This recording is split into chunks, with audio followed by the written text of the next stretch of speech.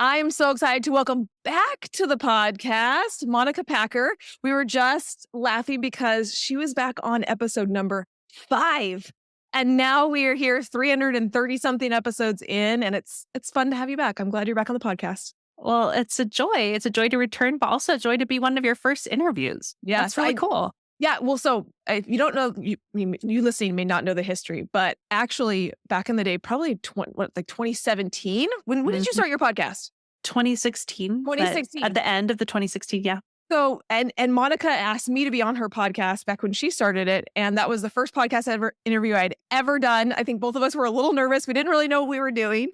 And so when I started my podcast, it was like, well, of course, Monica's going to be one of the first people that I bring on because I feel comfortable with her and I know that she'll do a great job. So she was on episode 5 and now we get to kind of come full circle and many, many years later. And we both evolved so much too, which is really fun to when you interview someone, you just get to see the ways they've evolved and changed. And I know I have. Yeah, for sure. Yeah, absolutely. Excited. And today's topic is one that I'm very excited to dive into with you because you are an expert on this and have really dove into figuring out habits and how to really make them a better part of our lives, make them work for us. And this is something that is such an important topic that my audience is just going to eat up. So can you start with just kind of sharing a little bit about maybe your journey with habits, right? We talk about some of the pivots that we've done and over the years, some of the things that we've explored and gotten better at. And this is, what led you into specializing and getting really to dive into habits and helping people to be able to set better habits. I'll start by saying it was not the plan. I did not think I was a habit person at all. Yeah. I didn't particularly have a super big interest in habit formation. And why it all goes back to my struggles with perfectionism. And I believe that's what we talked about in episode 5. Yep. So, working on adopting this mindset of progress, not perfection, which is why my work is all about progress. That's what it's called. And that's what our work is doing. It changed so much in my life. But primarily how I started was with identity, trying to figure out who I was again outside of this all or nothing pendulum swing that also really connects to identity of like, who am I if I'm not my outcomes, bad or good or anything in between.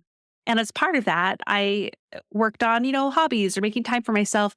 And I got to this point where I hit a big plateau with my personal development. And it was because I knew who I was, but my life wasn't matching that identity, those values anymore. Yeah. Like I wanted to have time for myself, but that time was hard to create without having a habit that made that. I knew what I wanted to feel like, but I wasn't feeling like that when I wasn't sleeping at all or when I wasn't prioritizing some self-care habits that were just about me. So I really fell into it by accident. Just that plateau was something I hit. And I realized I could take what I had been experimenting with about progress, not perfection, with all other personal development categories and apply it to habit formation. And how can I anchor into having good habits without that all or nothing pendulum swing being the guide? Like, how can I have good supportive habits, but in practical ways? Is that even possible? Because it's such a black and white world. So that's been several years in the making of me, working on it myself and making huge strides in that part of my life. And then also helping my clients who they were there to work on their identity too, but they got to the same plateau. Like they needed help with their habits so it matched their lives. And it turned into me creating my own habit formation method that's designed for busy women, especially busy moms, to help them form habits that stick. So if anyone is listening to this and they see the word habits and they want to run to the hills, that was me. Yeah. And it's a large part of my audience. And the biggest reason why, and I know we can talk about this and a whole number of things, is you've been taught habits wrong. You've been taught habits wrong.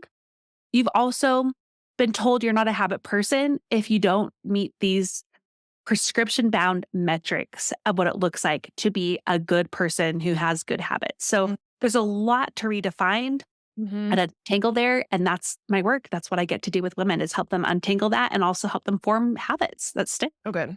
Okay, and we're going to say the word habit a ton during this episode. So let's start with like a definition. When you say the word habits and when we talk about habits, what are you meaning with that?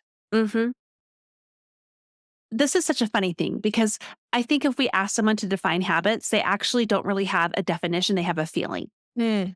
And it's almost like this heaviness. It's this Mhm. burden. It's this thing they're carrying around Mhm. because for so long, habits have been about metrics. It's Mm. about prescriptions, like I've said too, of having certain things you're supposed to meet in order to qualify as a person who meditates or who exercises or who meal preps. Like there's a standard and you hit it. And in order to meet that standard, you carry this habit, the standard around with you all the time. And you have to strive to hit it exactly. And like exactly the same time of day and day after day after day. Habits need to be redefined. We have to redefine the way we look at habits. This is what I have come to and has changed so many women's lives, just this one shift. And it's that habits are the small and simple ways we support ourselves. Mm. So, one nutshell is habits are supportive. That's it. Their only purpose is to help us feel more like ourselves from us feeding ourselves and exercising and sleeping and all those basics things that changes the way that we feel. Like you get a bad night's sleep, you don't feel like yourself the next day. If you're going months on not moving your body, you don't feel like yourself very much. So that's their purpose. They're there to support yourself, who Mhm. you really are. That's it. They're not balls and chains. It's so good. And I was thinking as you were talking earlier is we often talk about habits in terms of like good habits and bad habits. And Yeah. I never even really stopped to think about how maybe detrimental that is in this conversation about habits. If we categorize good habits and we categorize Hmm. bad habits, and then if we tend towards the bad habits, then we're like, I'm no bad. wonder we hate habits. Like it's like Yeah. I always tend towards the bad ones and I can't figure out how to get rid of the bad ones. So what thoughts do you have on this idea of like good habits versus bad? Because I didn't hear that in any of your definition, right? It's like small and No. simple ways we support ourselves. Doesn't really fit with my definition of good habits and bad habits or how we often talk about them. Hmm. So another saying that they can adopt. We'd already talked about habits are supportive. Yeah. Habits are subjective. Mm. What's a good habit for me Yeah, that's good. could be a bad habit for someone else, and Yeah. vice versa. One of my best good habits that I have right now is watching a YouTube video while I eat lunch. That's probably a bad habit for other people. Sure. Yeah. Okay. Or eating a treat at night. That's a good habit for me. I Mhm. love that. That's something I look forward to. It makes me feel supported. It gives me time to myself. It gives me something to look forward to. I love my night treat. Mhm. But for someone else, it may be a bad habit. So Mhm. habits are subjective. It's less about what the habit is, and it's more about why we have that habit and the effect the habit is having on us. I actually have a whole bonus module on my course on this about bad habits in particular. And one of the things we tend to focus on a lot is numbing behavior. Mhm. So those are things like scrolling a phone or emotional eating, but also organizing can be a numbing behavior or going through your emails or, cleaning out the kitchen pantry. Like there are so many ways to numb, but the reason why those numbing behaviors are quote unquote bad habits is not because the behavior itself is bad, innately bad. Mhm. They don't have, unless your bad habit is killing someone, you know, which shouldn't be anyone here, or Yeah, like right. something like very immoral, Right. very, very immoral against your values. That's like not 99.9% of people Mhm. here. The behavior itself is not what's bad. It's the lack of intention Mhm. and it's the effects of it are bad. Yeah. Scrolling your phone can be a good habit if you're doing it intentionally Mhm. and you know when and how and why you're doing it. So as people are listening to this, I have to imagine that they're kind of scrolling mentally through some of their habits, and now they're trying Sure. to make a determination on, well, why am I doing this? And sometimes that self awareness can be challenging, right? It's much more black Yeah. and white to say scrolling on your phone after 9 p.m. it's a bad habit and you should stop, and meditating every day is a good habit and you should start that. Like that's more black and white and easy for people to Hmm. comprehend. But this nuance that you're creating around habits, which I love, is less about what the habit is and more about why you're doing that. So how does Yeah. somebody get self-reflective or self-aware so that they can reflect and say, why am I doing this? Is this a habit Hmm. that is supportive or is it a habit that I need to work on shifting for myself?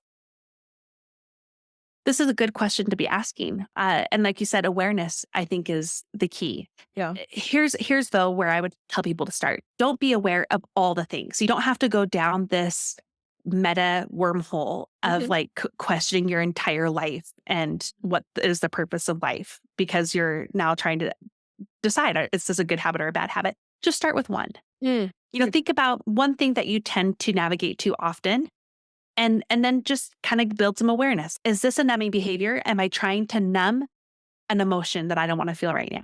Mm. Am I trying to avoid some responsibilities because of how they feel in my body because they add stress? So I'm just scrolling my phone because I'm trying to avoid the stress I feel with finishing cleaning up the kitchen for the night. Start with just that curiosity of Mhm. one area in your life. Don't do all the areas. Mm. And actually, this is another point I would make too is a lot of women come to me wanting to work on a bad habit. We do that, but not to start. Mhm. To start, we actually work on implementing a good habit, Yeah. one that actually oftentimes counteracts the bad habit to begin with. If you show up to the end of your night because you have zero energy and you're scrolling your phone because you have zero energy to like actually do a habit that feels more like self-care to you or even intentionally scrolling, then we work on creating a habit that helps you have more of that energy, that gives you more of that time to yourself. So you are less inclined to go down that numbing behavior loop at night. Mhm. So it's a little bit about, like, building a life that you don't need to escape from. Oh Building my goodness. right? Like Literally, yeah. yes. I do a whole thing on revenge bedtime procrastination. And that's the thing Mm. we literally say. Like the goal of habit formation is building a life that you do not need to escape from. Yeah. Say that again? Revenge? Revenge bedtime procrastination. Uh, It's a mistranslated Chinese phrase. uh-huh. But yeah, it went all the rage during the pandemic, especially when people realized that they were putting revenge on themselves, procrastinating bedtime, like revenge Uh, on their daytime responsibilities. Like, screw you, all the things that you make me do all day. I am going stay to up. delay bedtime all night. I finally have time for myself. Yeah, and then that just comes back to bite you in the butt. Yes, Yeah, yes. yeah. So interesting. Our brains are so fascinating. I just find our brains, like, super fascinating. Hmm. One of the terms that you said, previously that I wanna kinda dive into this is idea of a ball and chain. You said that Yeah. term. Can you kinda define what you mean by that? And, like, how does that relate to habits? I think this is why I didn't believe I was a habit person for a long time, because as someone who was the stereotypical overachieving perfectionist and then crashed and burned into becoming an underachieving perfectionist. By the way, the roots to those are the same. Yeah, You're yeah. putting your identity on your outcomes. Mhm. I knew the metrics I needed to hit, right? For it to qualify as having a habit, in quotes, like to exercise. Well, that means you exercise this many days of the week for this amount of time and do these like, types of exercises. Mhm. And having like those metrics, they become a ball and chain when you're just finding if you are dragging around the habits, like you are serving the habit, Yeah. then that's wrong. The Mhm. habits are there to serve you. Mhm. That's the shift. So if the ball and chain is like that, feeling when you're thinking about habits, if that's the feeling you have, then that the way you're viewing that habit or doing that habit is the ball and chain. And here's one thing though that matters. We talk so much online. You hear this all the time. Do away with the shoulds. No more shoulds. Right, yeah. Stop shitting all Guess over yourself.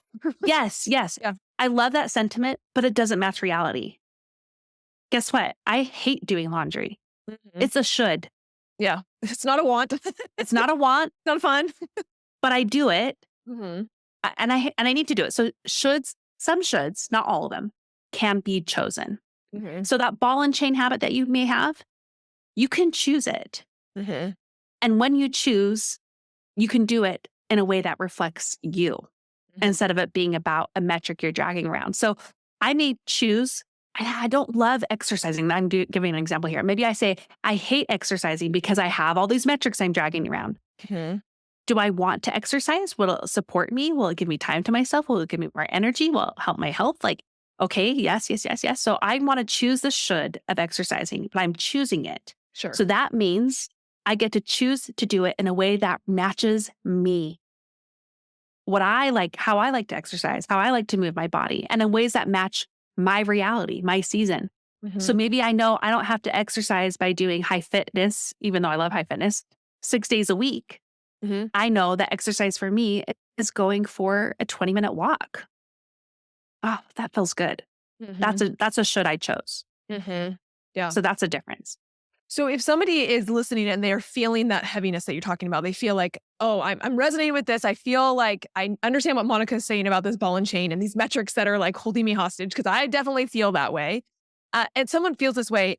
What are some of the steps that they can take to start to relieve that? I heard you say, asking yourself how could this look different for me? Or am I holding myself to some outside expectation of like what this is supposed to look like? And can I make it look different? Are there any other ideas that we can have of ways that people could implement right now of starting Mhm. to make that ball and chain habit that they have feel a little less oppressive? Yes. Okay, this is a funny thing that people don't expect. Like, so let's say you're working on a habit that typically happens in the morning for you, or the night, or the afternoon. So it's actually start with a time of day that you want a habit or you want to feel more support in. So it's less about journaling, but it's more of like, I'm going to insert journaling at night because that's the time I need a lot of support. So you can start with a time of day where Mhm. you are lacking feeling like yourself the most. You can start there. And then even before you decide the habit, I want you to think about how you want to feel during that time of day. Mm. You start with feelings. Like, who knew habits were also Yeah. about feelings? So you think about, well, how do I want to feel? Let's do the nighttime thing again. Okay. So I actually did this with a client the other day. How do you want to feel at night? And some of the responses that she gave were, I want to feel like that I am relaxed. I want to feel like I'm off the clock, that my responsibilities are over. I want to feel relaxed. So you kind of get clear on what the feelings are. And then from there, you think about what particular habits would help you feel those feelings. Mm. And this is where, again, habits are subjective. Mhm. For some people, like feeling relaxed would be, for this client, it was she wants to read at night. And that was a revelation to her. Mm. Oh, that's a good habit. Yeah. Mhm. Like actually having downtime to yourself and reading instead Yeah. of being productive because that's what was making you delay bedtime for hours and hours and hours. Yeah, that's a good habit, is Yeah. sitting down and reading. Yeah. But for someone else, it might be, I have to have a clean kitchen or I can't relax. Mm. So that's my good habit I'm going to be working on, is getting a clean kitchen so I can relax. Yeah. So start with the time of day, feeling, and then go from there, narrow it down. Which is brilliant. Like I think it's so brilliant to start with the feeling because that's what we in our actions we're always trying to create feelings. Right? That's what we're really Mhm. is really driving us. So if we can start with the end in mind, like Stephen Covey said, which is what Yeah. is the feeling you want to create, then we can reverse engineer to be able to get to that point. I wonder how societal pressure plays into this. I mean, especially speaking with the clients that you were talking with, and this idea of like having to be productive or my Mhm. productivity is tied to my worth. Do Yeah. you see that as uniquely, and maybe not uniquely, because I'm sure guys deal with it as well, but like that there are some certain societal pressures placed on women that result in a lot of us feeling that way of like we always have to be productive or we always have to be caring for somebody else or we always have to put other people's needs above our own, that leads women to this ball and chain idea of habits feeling oppressive rather than giving them freedom. Mhm. Absolutely. And this all goes back to a piece of the puzzle that is missing in all habit formation methods I have seen out there. And it's the fact that women's lives are different than men's lives. Yes. And this actually isn't about politics. It's not about religion. It's not about culture or anything like that. This is true across the board for the entire world, that women's lives are different than men's lives. And it all comes down to the disparity of labor within a home. Mhm. And this has been true for me with my clients, regardless of if they had children in the home or not. Mhm. Regardless, Yeah. women's lives are different. So for the women who are feeling in that place of, I always have to be productive, that's actually true. Mhm. That's the position you've been put in, that you are carrying around all these pieces of the giant puzzle that it takes to be in a household. Even if you're not a stay-at-home mom, you have those all in your head That right like now. mental load, right? That's what you talk The about, that mental mental load. load. Yeah. So another way to phrase that is the invisible labor Yeah. that we carry. And there's so much research on this, like decades worth.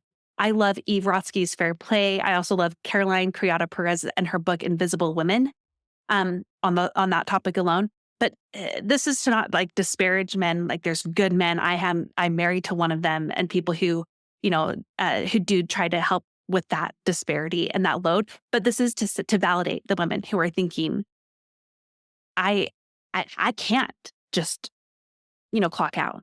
Mhm. Or there's always more to do. There's always more to carry, and the habits can just become another thing. So this is to say, we know that. Mhm. So this is why you need habits that are just about you, because you are carrying so much and there's so much that needs to change societally for that, in terms of better valuing the work that women do and better supporting them and sharing in the labor. But Mhm. until that day comes, and even when that day comes, we have to work on supporting ourselves and having that internal system of self-care and support so that we can show up for all the other things. And actually, you know what, Amber, that was the biggest reason why I started this shift in general. Is it wasn't because I decided I had to have some good habits. It's because I was yelling at my kids Mhm. because I was so burnt out Mhm. of just like the parenting and the invisible labor that was so I was so entrenched in, which I still am. I'm a mom of 5 now, and I started this when I was a mom of 3, and I don't yell at my kids, like, almost ever now, and it's not because my life looks different very much on the outside, it's because I feel different. I am more myself because I am supporting myself better too. Mhm. Yeah, well, and going back to what you said at the beginning of the episode, you talked about your identity shifting and how maybe like some of the actions or the habits hadn't quite lined up, right? And Yes. we feel whole and complete when our actions line up with the identity that we hold. And there feels Yeah. like a incongruence when we held an identity that's not supported by the actions. And so what I'm hearing you say is when we can align our habits, when we can align the things that we do with who we want to be and our self-concept, then we feel much more whole and in Yeah. alignment to be able to move forward with a better life, right?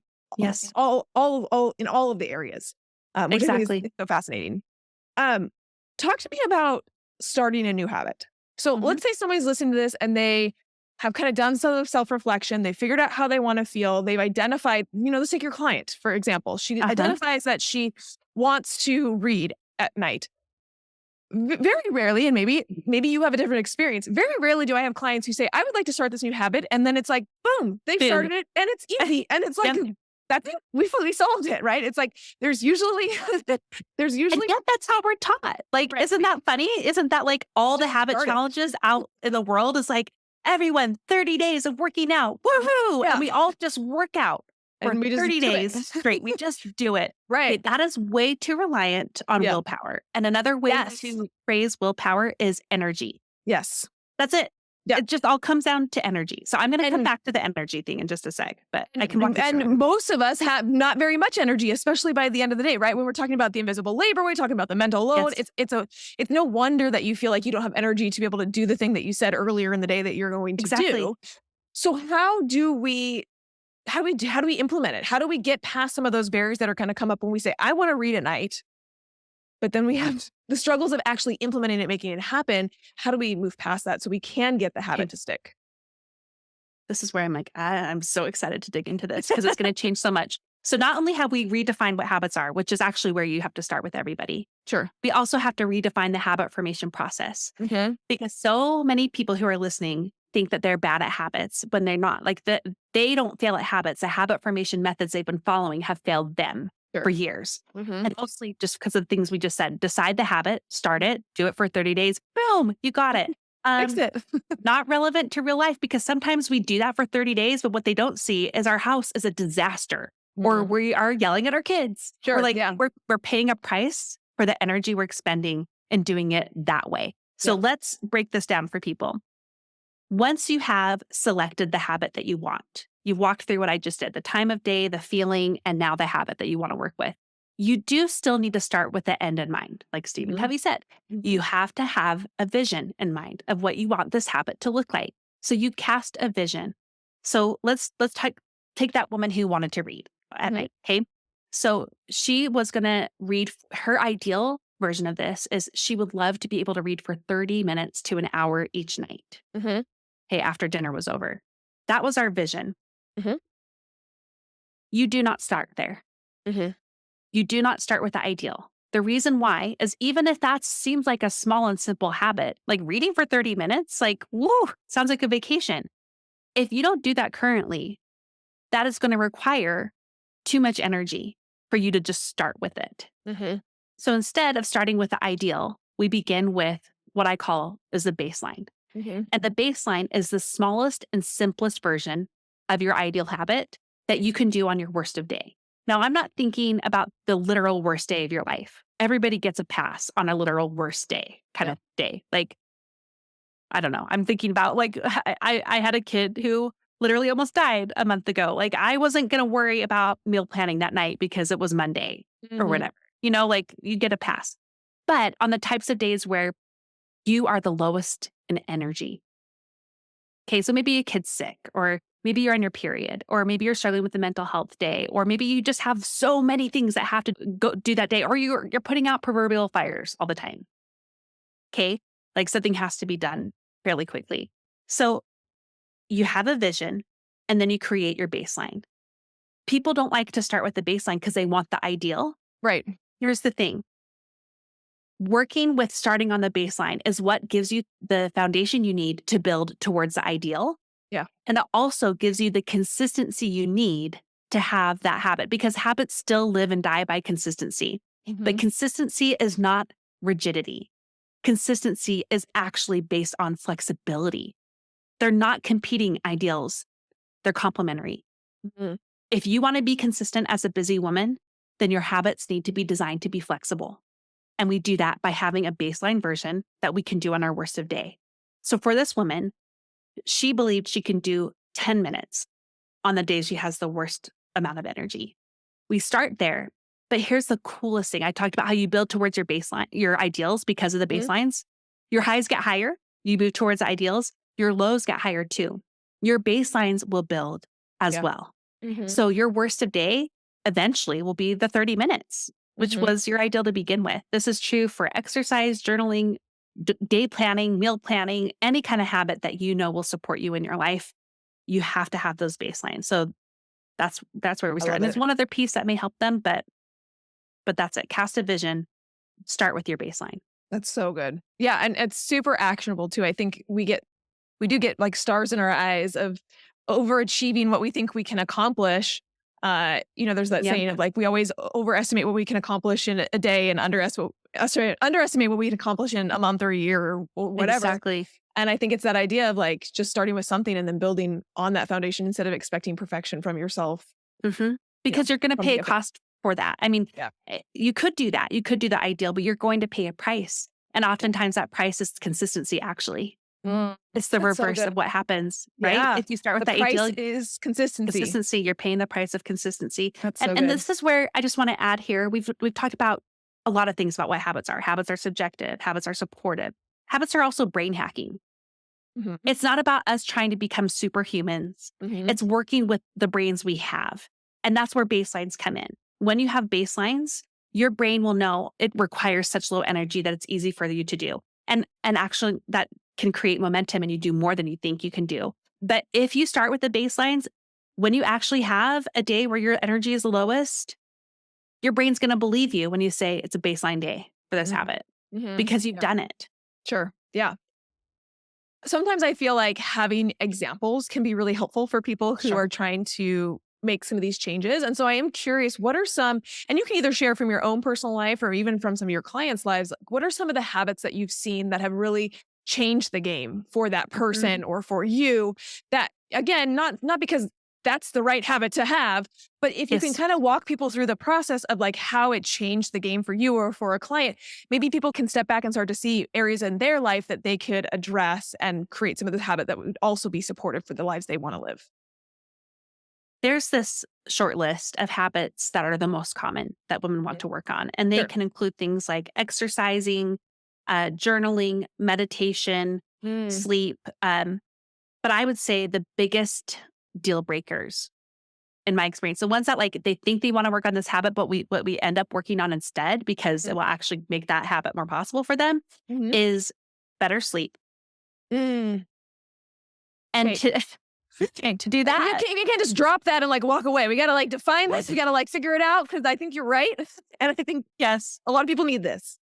yeah, they do. And that was the one I had to start on because Mm. I'm a lifetime night owl. Like Are this is you? from infancy. I was a Cannot terrible relate. sleeper. Yeah. I like die Right? at the nighttime. Yeah. Oh, I've gotten so much better. I have to yeah. tell you, I look forward to my earlier bedtime. I look forward to waking up. I don't think everybody has to be early to bed, early to rise. So let me Sure. just state that. Agreed. Agreed. Okay. This isn't what we're saying. When we're saying getting better sleep, we're not talking about the metrics again. Mhm. It's not like, oh, so you're in bed and asleep by 10 and you're awake at 5. Mhm. Nope. It's still about what does good sleep look like for you and what Yeah. do those hours look like for you.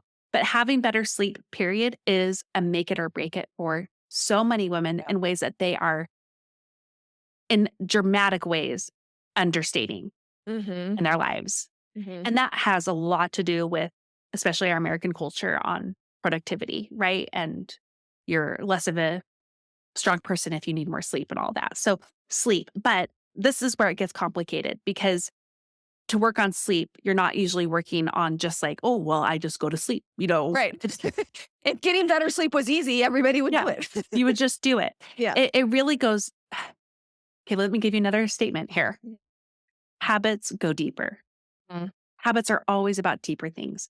So, this is where we get to go back to the self awareness piece. What is going on objectively? Look at your night times and get clear about what are the circumstances that are leading to you delaying bedtime or getting less sleep, whether that's at night or in the morning. Get clear on what is happening. Mhm. And then you got to go deeper because they often do. Why do I think I can't rest? Mm. Or sometimes it's going deeper within your household relationships. Why is it that I am the one who's worrying about all of these things that other people are capable about worrying about and taking care of too? Okay. Or if you're scrolling, like, why am I scrolling? Mhm. What void am I trying to fill? Maybe I need more connection. And that actually is going to help me get better sleep at night. Mhm. Maybe I need better movement. Maybe I need a wind down routine. Nighttime is not about productivity. It's about winding down, Mhm. period. Mhm. So this is where, unfortunately, and this is the bummer for those of us who are loving those black and white, easy Mhm. answers and prescriptions is I'm not in the business of giving prescriptions. I'm in the business of helping you come up with your own prescriptions. Mhm. So that means you've got to do the nuanced journey, but actually is the right journey of figuring out what that looks like for you to Mhm. get better sleep. Mhm. And this is why I hate so much of what happens on in the personal development world because they thrive off of the message of certainty, Sure. Yeah. right? Mhm. And the how, but here are the prescriptions. Like Yeah. those don't work Mm. unless they match you and your needs, your season, and actually what's really going on. So Mhm. if there was something to work on, I would say honestly, almost every woman who I've ever worked with, it's come back to sleep. And often sleep is made better by some self-care habits another time during the day or the night. Hmm. That's so good. What was one of the things that you implemented that helped you to improve your sleep? hmm Um, it's the clocking out for me. Mm. Like turning off the mental load, like being like, I'm "I'm done." yeah, everything's done. And Yeah. because I have 5 kids and I have limited childcare, I do often have to work at night. Mhm. So I have to have a clock out time where I Mm. know I'm off the clock for both my literal like work that you see me doing online and my literal work I'm doing at home. So Mhm. it's like 9 p.m. is my you're off the clock. And I have an alarm that goes off on my watch. And then here's the kicker though. I will never get off the clock unless I have something to look forward to because I'm already in motion That's with good. working, you Mhm. know? Yeah. So I have the best nighttime routine that I look forward to every night. Oh, I love that. That is what helps me get to bed, That's so Amber, good. That's is so because good. I have a whole nighttime routine. Um, do you want me to share what it is I would or love would it it. be Yeah. helpful? No, Okay. please. And actually, one of the things I do that helps is I also have a habit that helps me lower the hurdle to getting to bed. Mhm. And one of the hurdles to me to getting to bed is getting in my pajamas and washing my face and doing my whole skincare routine Right. because I am a FOMO when it comes to skincare. And I have a too big of a routine. It needs to be simplified. I know this. I have a baseline version of it, just so everyone knows. But so I start with when I put my baby to bed, I get on my pajamas and I do my skincare right then Mhm. while I still have some energy. Yeah. Get it over But this with. is like 8 PM. I'm Yeah. not going to bed yet. So then that's when I have to work and I work for a while or I'm cleaning the kitchen or I'm doing stuff around the house, but then I've got my 9 p.m. cutoff. That's when I get my treat. And these can be protein balls. It can be a yogurt bowl, like it could be something like that, or it can be a bowl of ice cream, depends on the night, right? Mhm. I get my treat and then I get to watch my show, whether it's with my husband or on my own. And that helps me wind down. It helps me clock out. And once I've watched a little while, sometimes it's 30 minutes, sometimes it may be an hour. It tends to be less time because I actually look forward to what's coming still. I brush my teeth, I do my journaling still, I say my prayers, and then I get in bed and I read a book until I Mhm. fall asleep on my Kindle Mhm. because that helps me. And I still deal with insomnia. That was a big problem for me years ago when I first started to work on this. And I know it's different for every person, but for me, oh, by the way, I plug my phone in outside of my room. Mhm. My phone is plugged outside of my room. Um, but my Kindle helps me fall asleep even in the middle of the night because now my brain hacking, again, it's used to it. My brain knows when the light's off and I'm reading my Kindle, it can go to sleep. It's And that bedtime. happens even at 3 a.m. if my baby wakes up and I have to go back to sleep and my brain is churny, I put on my book and I'm able to drift off. So good. Oh, it's so fun. And again, right, we're not saying that this is the No, bedtime routine, right? Like this is an no. example of something that you have practiced, you have tested out, you've tried different things and you found what works for you to be able to get you into that state. And that's Yeah. what we're advocating for, right? Is you figuring out what works for you. And what I just shared, by the way, is an ideal and it's a Sure. routine. So Sure. one thing to think about is habits are not routines, Mhm. but routines can become habit. Say more. So if you're so habits are not routines, Okay. but routines can become habit. Okay. And that's kind of a play on words. But what I'm saying here is a lot of times we think we're starting a habit, but we're really starting a routine. And that's going to require a lot of energy. Mhm. So you got to break out what's that routine because a routine is a series of habits stacked together during a certain Got it. time of day, during a Got it. certain time frame. So if I were to give you my baseline of my whole nighttime routine, the one habit I would do, for me, this is how I started. I don't do it now.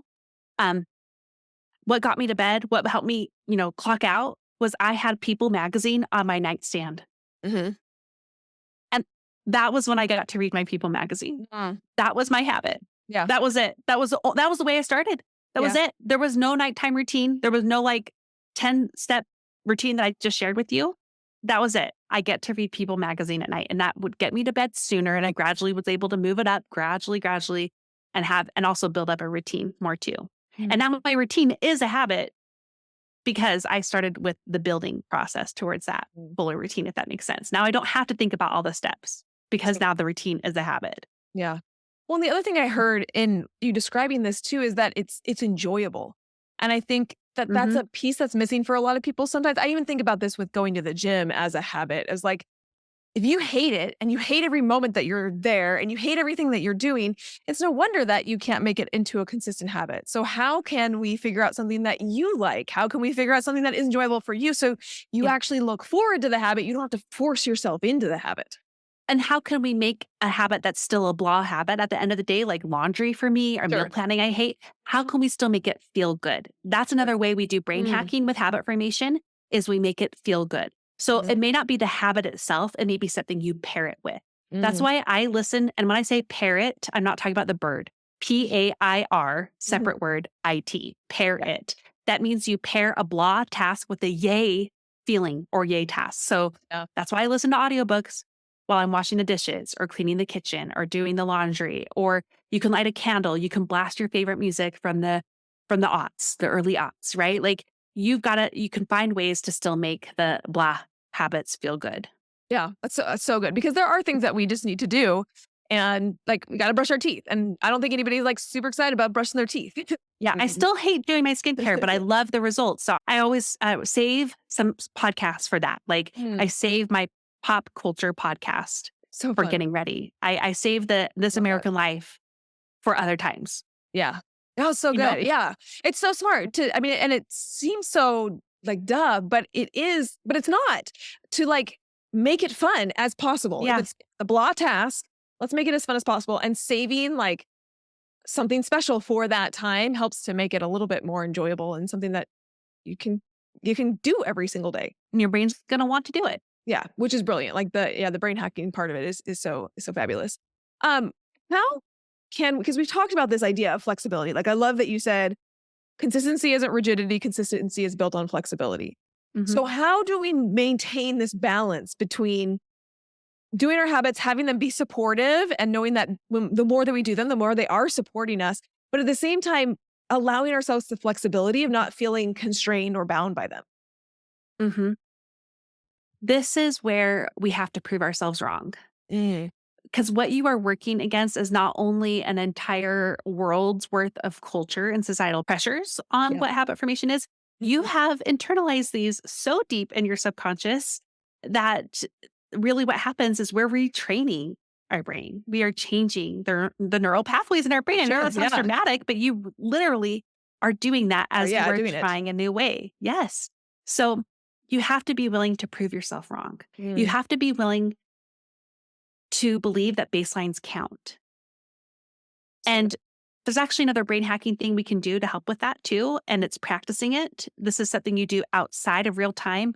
You go through your habit 3 to 5 times in a row, almost like an actor blocking out where they are at a stage. So you're not like literally running for 15 minutes because that's your baseline, but you might, run through like what I do Mhm. to get to that spot.